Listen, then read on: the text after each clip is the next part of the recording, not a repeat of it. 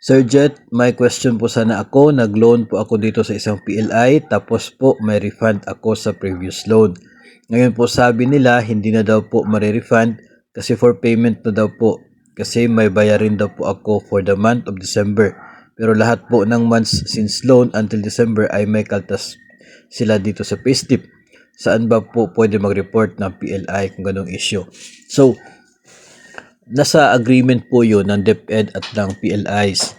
Sa kasalukuyan po, DO20 Series of 2021, yung terms and conditions po nila ay nakaspaloob po doon na dapat po na i-refund within 30 days after notice or knowledge ang over deduction.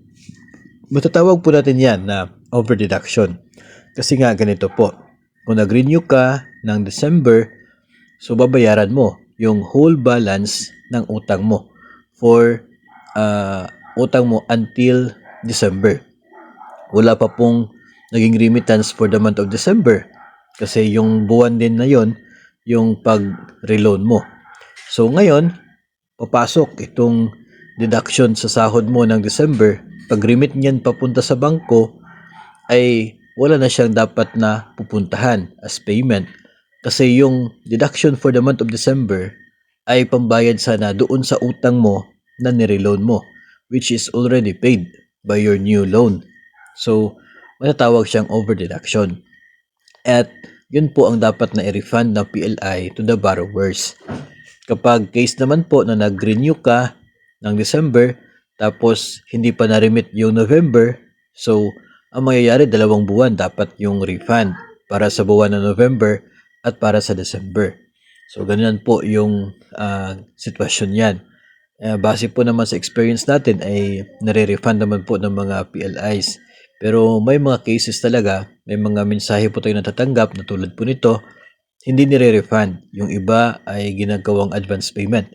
May advantage naman po yun sa part po ng borrower dahil kapag ginawang advance payment ay hindi pa nag-start yung deduction sa sahod mo pero may payment ka na pumasok doon sa utang mo. So, kung kapag ganyan po yung sistema, ay mas mabilis ng 1 buwan yung full payment. O kaya ay kapag nag-renew ka in the future, mas mataas kaunti yung net proceeds mo dahil meron kang naging 1 month advance payment. So, kung papayag si borrower sa ganyang setup, ay siguro okay lang. No? Pero kapag naglo-loan kasi tayo ay we have the tendency na meron talaga tayong mga pangangailangan and we need cash. Kaya nga ay yung refund ay dapat sanang ibigay, no? Kasi nga nasa agreement na naman yan ng DepEd at ng mga bangko na dapat talagang ibalik, refund kay borrower yung over deduction or overpayment sa kanyang naging utang sa mga bangko. So, kung saan po ninyo ireklamo, pwede po sa inyong division, no? Kung mayroon po kayong APDS task force sa division po ninyo, yung APDS po is Automatic Payroll Deduction System na task force. Pwede po itong ireklamo sa kanila dahil yun po ay bahagi ng kanila pong functions ang i-monitor ang compliance sa mga bangko doon po sa agreement nila with Department of Education.